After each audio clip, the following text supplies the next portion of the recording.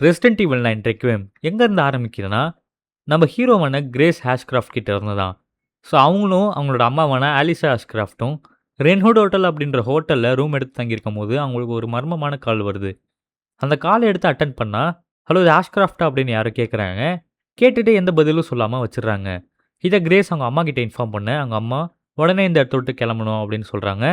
கிரேஸ்க்கும் என்ன நடக்குது அப்படின்றது புரியல. நம்மளுக்கும் இந்த நேரத்தில எதுவும் புரியாது. அதுக்கப்புறம் 2 பேரும் தப்பிச்சு போறாங்க.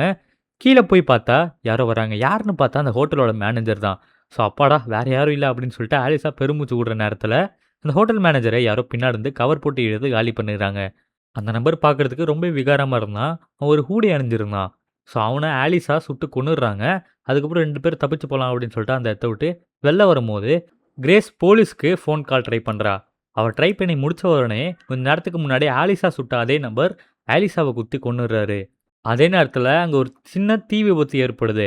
கிரேஸோட கண் முன்னாடியே அவங்களோட அம்மா எரிஞ்சு போறத பார்க்க முடியாதனால, அவ கதறி கதறி கத்திக்கிட்டே அழுதுட்டு இருக்கா. இந்த சம்பவம் கிரேஸோட வாழ்க்கையில ஒரு மறக்க முடியாத சம்பவமாகவும், அவளோட வாழ்க்கையில மிகப்பெரிய தாக்கத்தை ஏற்படுத்துவதாகவும் அமைஞ்சிருச்சு. யார் அந்த ஹூடி போட்ட நபர்? அவன் எதுக்கு இவங்க 2 பேரையும் தொரத்திட்டு வந்தான்? இதுக்கப்புறம் கிரேஸ்க்கு என்னாச்சு? அப்படின்ற எல்லா விஷயத்தையும் தெரிஞ்சுக்க இந்த வீடியோ ஃபுல்லா பாருங்க. நான் உங்க மேடி போஸ்டர். இன்னைக்கு நம்ம பார்க்க போறது ரெசிடென்ட் ஈவில் 9 ரெக்வியமோட ஃபுல் ஸ்டோரி தான். ஓகே வாங்க வீடியோவ ஆரம்பிக்கலாம்.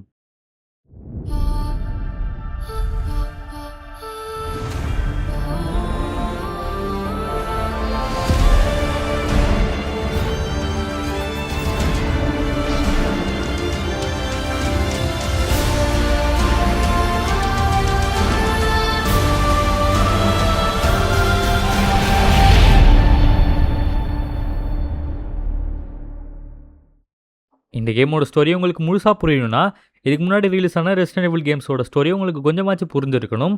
கவலைப்படாதீங்க, நம்ம எல்லாத்தையும் பார்க்க போறதில்ல. ஏன்னா, அதுக்கான இண்டிவிஜுவல் வீடியோஸ நம்ம ஃபியூச்சர்ல மேக் பண்ணுவோம். ஆனா, இந்த கதைக்கு தேவையான விஷயத்த நம்ம இப்ப பார்ப்போம். Umbrella corporation. இவங்க பயோ வெப்பன்ஸ் உருவாக்குற ஒரு கம்பெனி. இவங்கள ஃபவுண்ட் பண்ண ஒன் ஆஃப் த மெம்பர் தான் ஆஸ்வெல் இ. ஸ்பென்சர்.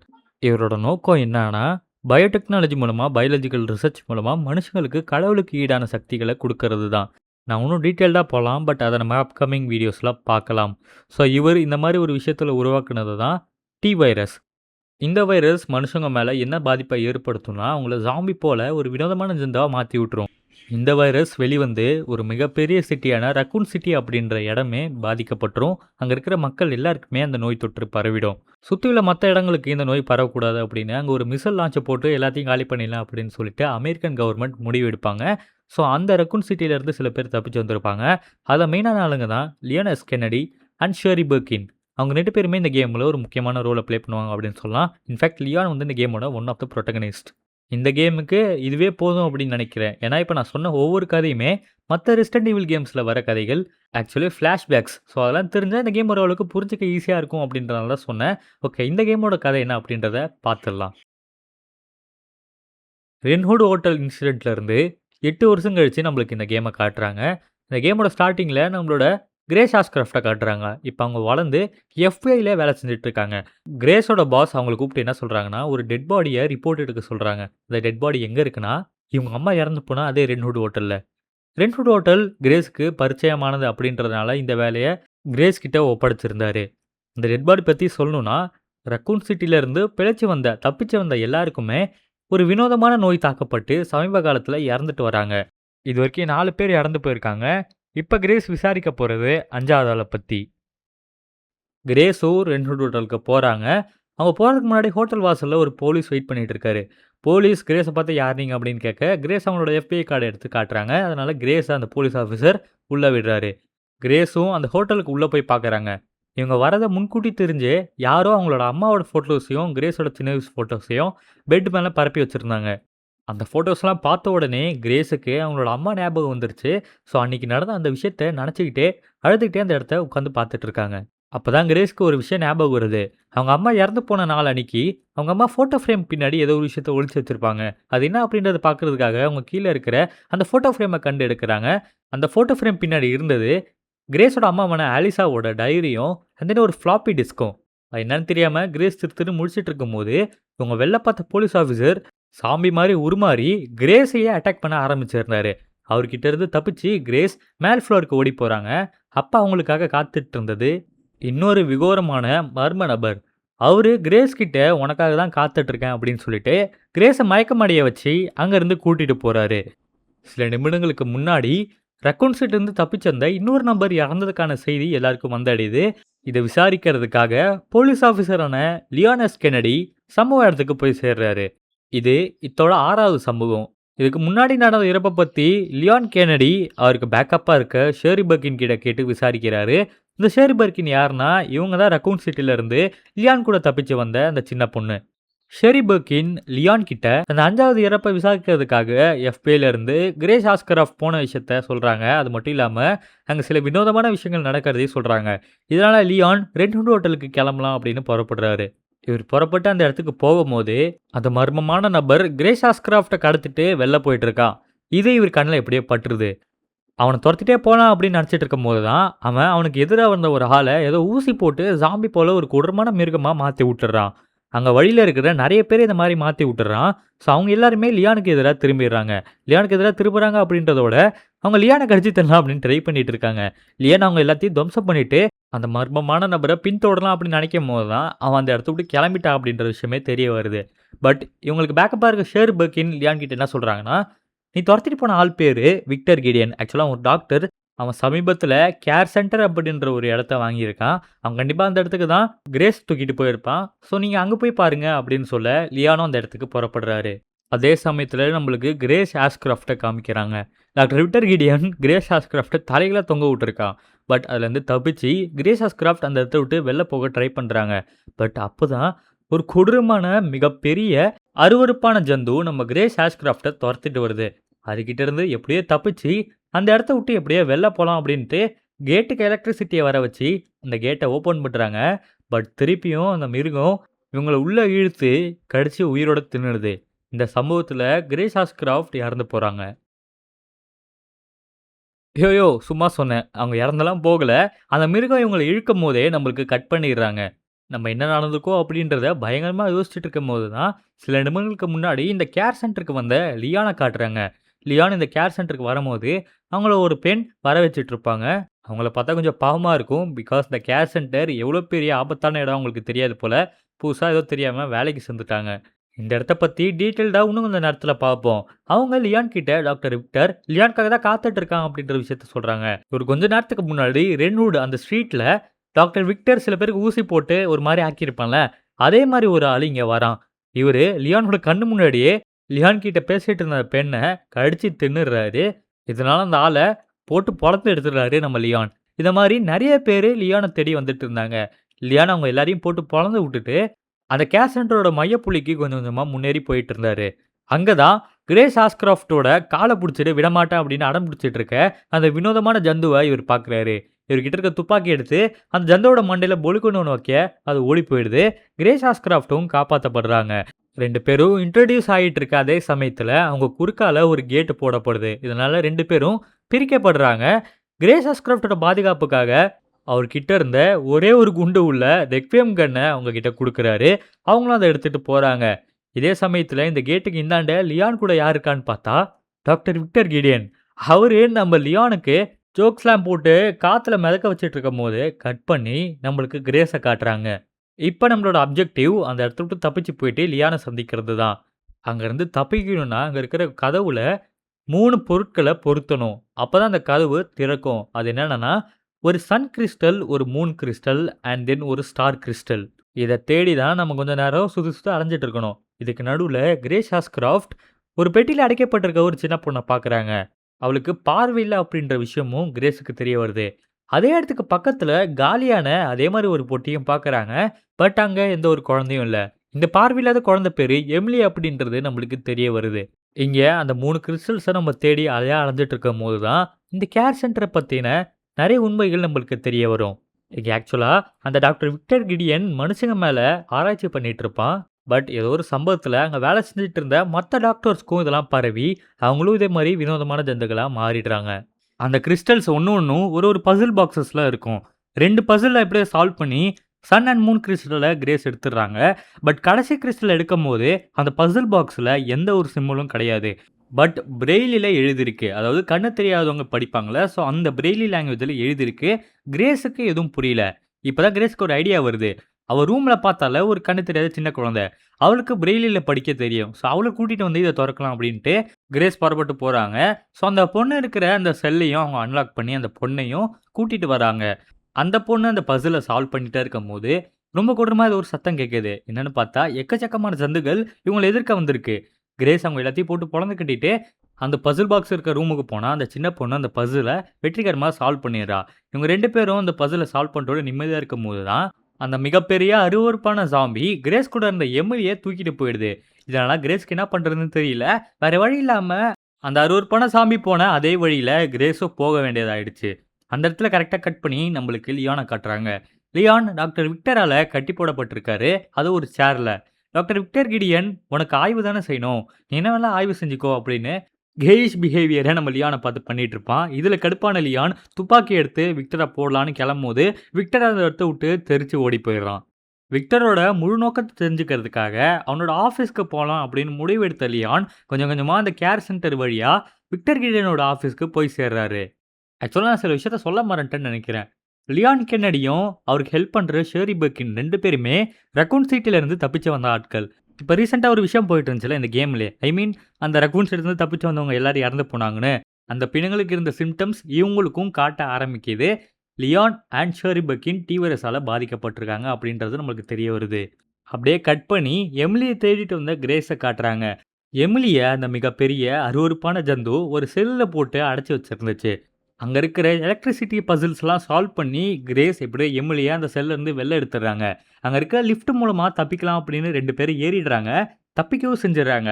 பட் அப்பயும் அந்த மிகப்பெரிய ஜந்து அவங்கள விடமாட்டேன் அப்படின்னு சொல்லிட்டு, அந்த லிஃப்ட்டையே டேமேஜ் ஆகி விட்டுருது. கரெக்ட்டா கேர் சென்டர்ல வந்து நின்ன லிஃப்ட், அப்படியே கொஞ்சம் கொஞ்சமா கீழ விழுவும்போது தான், அந்த மிகப்பெரிய ஜந்து கிரேஸோட கால புடிச்சு இழுத்துருது. Okay, okay. நான் அடிக்கடி மிகப்பெரிய ஜந்துன்றேன். ஆக்சுவலா அது பேரு மேரி. ஓகேங்களா? ஸோ எமிலி எப்படி ஒரு டெஸ்ட் சப்ஜெக்ட்டோ, அதே மாரி மேரியும் ஒரு டெஸ்ட் சப்ஜெக்ட் தான். ஆக்சுவலா எமிலி அண்ட் மேரி 2 பேரும் கிட்டத்தட்ட பார்க்க ட்வின்ஸ் மாரி தான் இருப்பாங்க. பட் மேரிக்கு ஏதோ ஒரு பாதிப்பு அடிச்சு மியூட்டேட் ஆகி அவ இது மாரி மாறியிருப்பா. ஸோ மேரி அந்த மாரி மாட்டிட்டு இருக்கும்போது லிஃப்ட் தானா அறுந்து விழுந்துருது. ஜஸ்ட் மிஸ்ல கிரேஸோட காலும் தப்பிக்குது. இப்பதான் எமிலி அவகிட்ட இன்னும் அந்த குவார்ட்ஸ் கிரிஸ்டல் இருக்கு அப்படின்றத கிரேஸ் கிட்ட சொல்றா. உட்டா போதுன்னு 3 குவார்ட்ஸ் கிரிஸ்டலையும் அந்த டோர்ல வச்சுட்டு 2 பேரும் அந்த கேர் சென்டர விட்டு வெளில போய் தப்பிக்கிறாங்க. வெளில போய் பார்த்தா ஏதோ ஹெலிகாப்டர் நின்னுட்டு இருந்துச்சு. அந்த ஹெலிகாப்டரோட பைலட்டும் பக்கத்துல நின்னுட்டு இருந்தான். அவனுக்கு ஒரு கால்ல அடிபட்டிருக்கு போல. ஸோ அதனால அவனால உள்ள போ முடியாது அப்படின்ற விஷயத்தையும் சொல்றான். ஏன்னா உள்ள போனா அங்க இருந்த வினோதமான ஜந்துங்க கிட்ட இவன் மாட்டிப்பான். அவனால ஓடி வர முடியாது. ஸோ அவன் நம்மளோட கிரேஸ் கிட்ட ஹெல்ப் கேட்கறான். ஹெலிகாப்டரோட சாவிய அவனோட பாஸ் உள்ள எடுத்துட்டு போயிட்டானா, அந்த சாவிய மட்டும் எடுத்தா நம்ம இங்கருந்து தப்பிச்சிடலாம் அப்படின்னு சொல்ல, கிரேஸும் அத கேட்டுட்டு உள்ள போறாங்க. அந்த சாவியும் கண்டுபிடிச்சுடுறாங்க. பட் அங்க இருந்தது ஒரு மிகப்பெரிய குண்டால ரத்தம் மட்டுமே இருந்துச்சு. ஸோ அது ஏதோ மனிதர்கள வச்சு ஆராய்ச்சி செய்ற இடம் போல. அங்க இருக்கிற கண்ணாடி ஜாடிகள்ல ஃபுல்லா மனிதர்கள் மிதந்துட்டு இருந்தாங்க. அந்த இடமே பார்க்க கொஞ்சம் கொடூரமா இருந்துச்சு.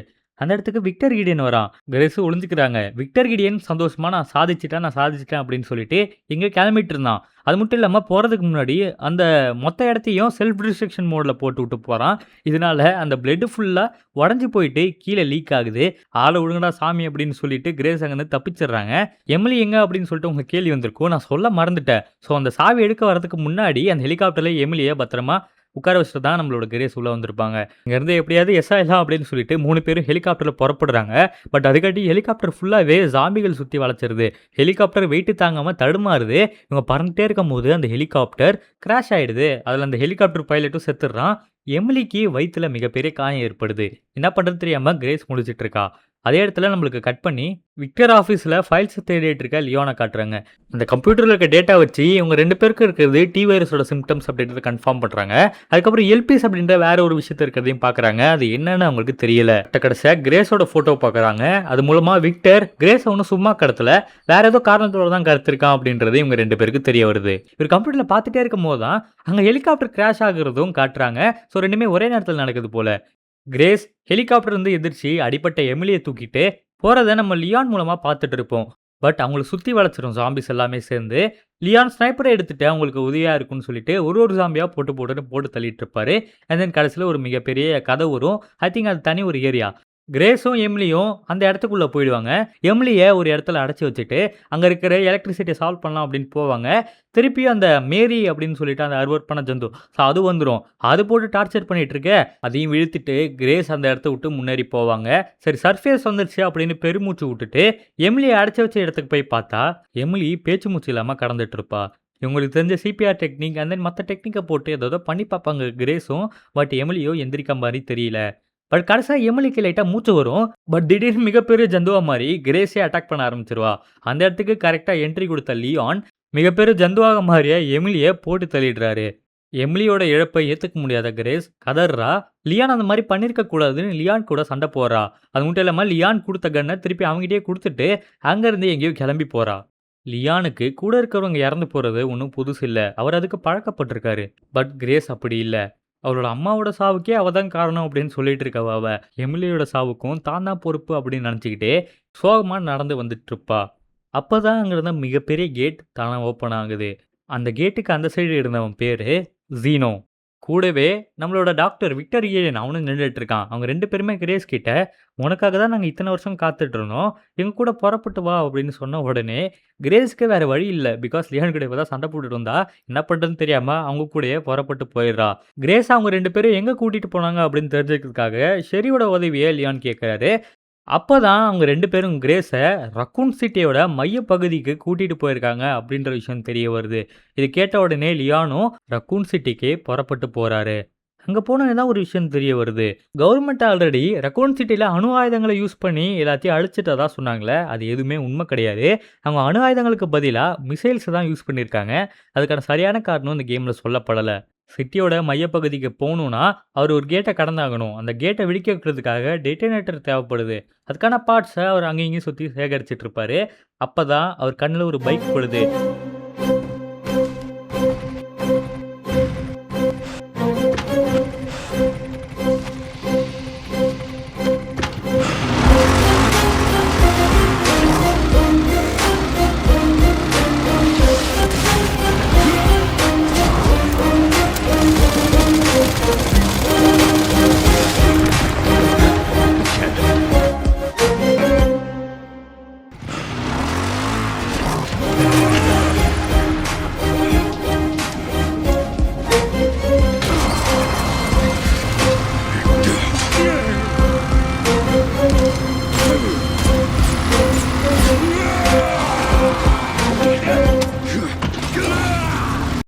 லியோன் பைக்ல போயிட்டே இருக்கும்போது, விக்டர் கிடியனும் அவருக்கு எதிரா வராரு. அந்த சண்டையோட முடிவுல விக்டரோட பைக்க வெடிக்க வச்சு லியான் ஜெயிச்சிடுறாரு. விக்டர் பெரிய பள்ளத்துல விழுந்துட்டாரா, இல்ல பைக்கோட சேர்ந்து வெடிச்சிட்டாரான்னு தெரியல. லியானும் அந்த பைக்க எடுத்துட்டு மையப்பகுதியை நோக்கி கொஞ்சம் கொஞ்சமா போயிட்டு இருக்கும்போது தான் திருப்பி ஒரு தடுப்பு வருது. அதுக்கு மேல அவரால பைக்ல முன்னேற முடியாது. அதனால திருப்பி நடக்க ஆரம்பிக்க தொடங்குறாரு. ஷெரி பெக்கினோட உதவி மூலமா ஜீனோ அண்ட் கிரேஸ் 2 பேருமே ரக்கூன் சிட்டி போலீஸ் டிபார்ட்மெண்ட் ஆஃபீஸ்ல இருக்கிறது தெரிய வருது. நம்ம லியான் பல வருடங்கள் கழிச்சு அவர் முறையா வேலைக்கு சேர்ந்த இடத்துக்கு போய் பார்க்குறாரு. அவருக்கு இன்னும் அந்த பழைய நினைவுகள் வந்துட்டு போகும். பட் கடைசியில ஜீரோ இருக்கிற இடத்தையும் கண்டுபிடிச்சிருவாரு. அட்டாக் பண்ணாம அவன் என்னதான் சொல்றான் அப்படின்றத லியான் விட்டு கேட்டுட்டு இருப்பாரு. அவன் கிரேஸ் கிட்ட என்ன சொல்லுவானா, எல்பிஸை விடி வைக்கிறதுக்கான சாவி நீ தான். அதுக்கான பாஸ்வேர்டு உனக்கு மட்டும் தான் தெரியும். நல்லா யோசிச்சுப்பாரு. பல வருடங்களா உன்னை ரெப்ளிகேட் பண்றதுக்கான நிறைய ஆராய்ச்சி போயிட்டு இருந்துச்சு. உன்ன மாரியே ஒருத்தவங்கள உருவாக்கி உன்னோட மெமரீஸ் அவங்களுக்கு ட்ரான்ஸ்ஃபர் பண்ற ஆராய்ச்சியும் போயிட்டு இருந்துச்சு. இந்த ஆராய்ச்சி 1990ஸ்ல இருந்து இதுவரைக்குமே தொடர்ச்சியா நடைபெற்றுட்டு தான் இருக்கு. அதுல ஒன் ஆஃப் த மெம்பர்ஸ் தான் நம்ம பார்த்த மேரி அண்ட் எமிலியும் கூட. பட் அவங்க நினைச்சது எதுவுமே நடக்கல. அந்த டெஸ்ட் சப்ஜெக்ட்ஸ் எல்லாருமே ஃபெயிலியரை நோக்கி தான் போயிட்டு இருந்தாங்க. இதுக்கான ஒரே தீர்வு நீ எல்பிஸை விடி வைக்கிறது மட்டும்தான் அப்படின்னு சொல்லிட்டு இருந்தான். இதனால அப்பாவி குழந்தைங்களோட சாவை ஏத்துக்க முடியாத கிரேஸ் அதை எல்பிஸை விடி வைக்கிறதுக்காக ஒத்துக்கிறாங்க.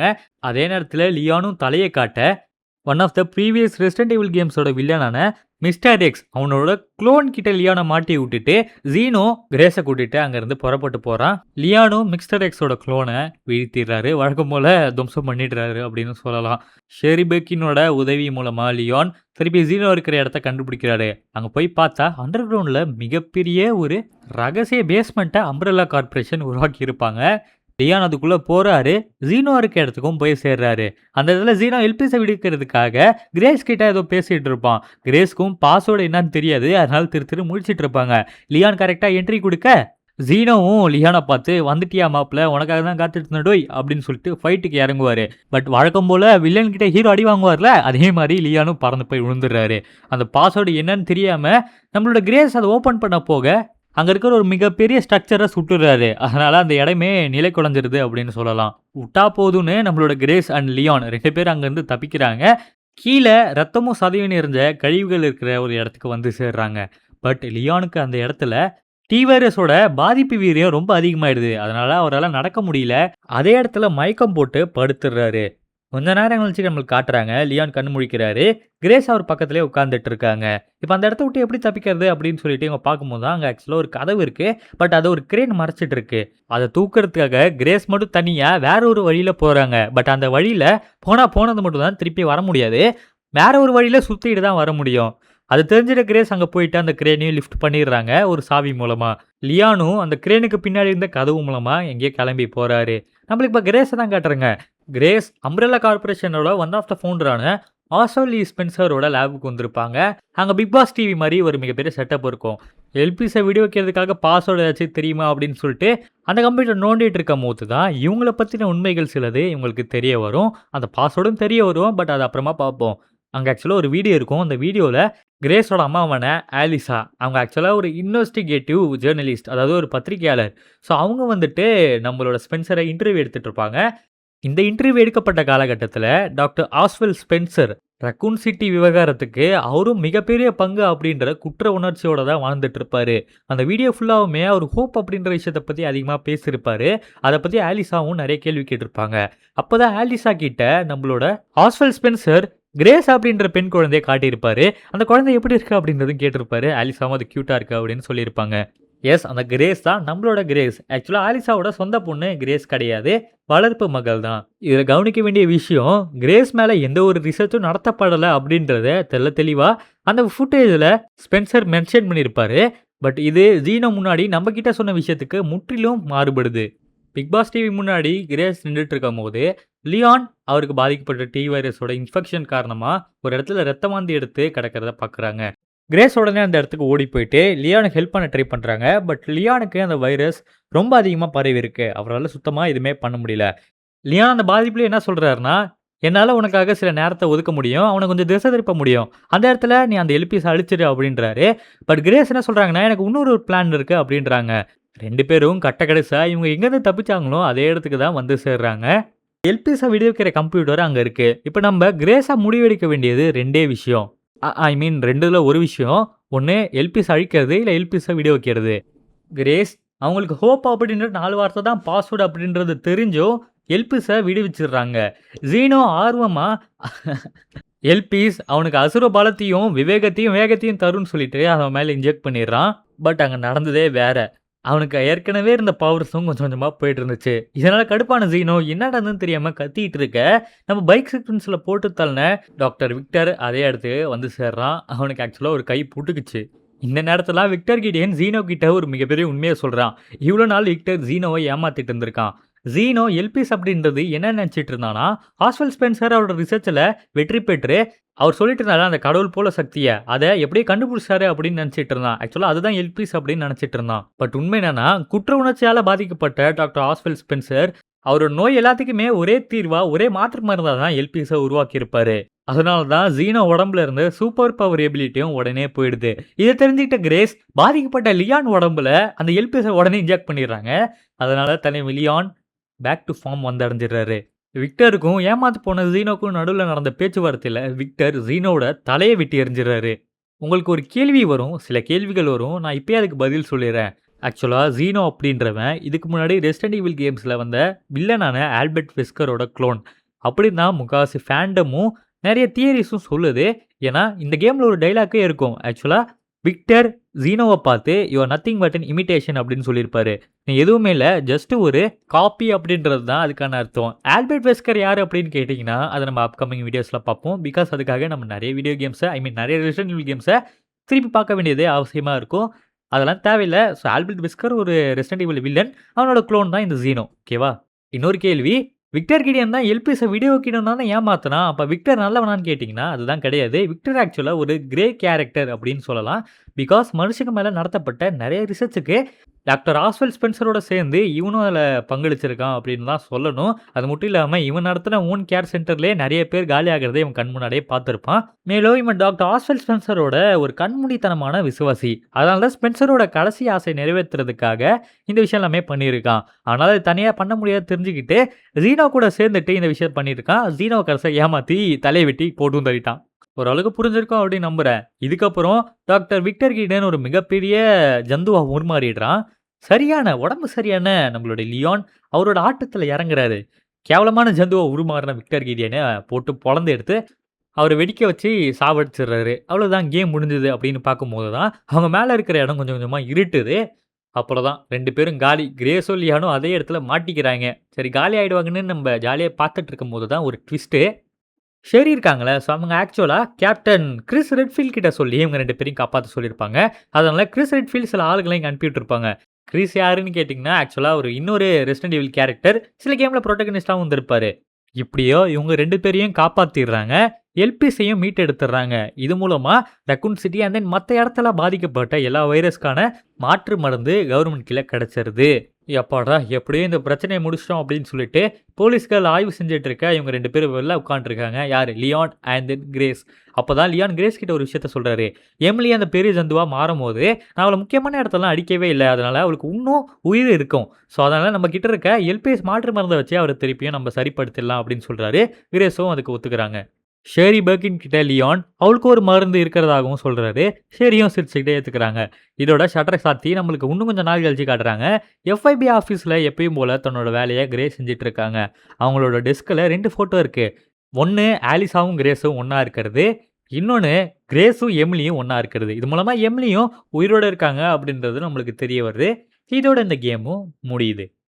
இந்த கேம் கதை என்னால முடிஞ்ச அளவுக்கு மத்த கேம்ஸோட குழப்பிக்காம நான் சொல்லியிருக்கேன். ஆக்சுவலா இந்த கேம நம்ம ரீசென்ட்டா லைவ் ஸ்ட்ரீம்ல ஃபினிஷ் பண்ணியிருந்தோம். லைவ் ஸ்ட்ரீமோட பிளேலிஸ்ட் லிங்க்கும் நான் தரேன். வேணா செக் அவுட் பண்ணி பாருங்க. நெறைய ஃபன் மூமெண்ட்ஸ் இருக்கும். ஸோ அவ்வளோதான். நம்ம ஃபியூச்சர்ல நெறைய ரெசிடென்ட் ஈவில் கேம்ஸ கம்ப்ளீட் பண்ணி அதோட ஸ்டோரிய அப்லோட் பண்ணி எல்லாத்தையும் இணைச்சு நம்ம வந்துட்டு ஒரே வீடியோவா கூட போடலாம். பட் அதெல்லாம் அப்புறம். ஸோ இந்த வீடியோ உங்களுக்கு புடிச்சிருக்கும்னு நம்புறேன். லைக் குடுத்துருங்க. சேனல் புடிச்சிருந்தா சப்ஸ்கிரைப் பண்ணிக்கோங்க. So tata bye bye. Sea you. It's man impostor signing off.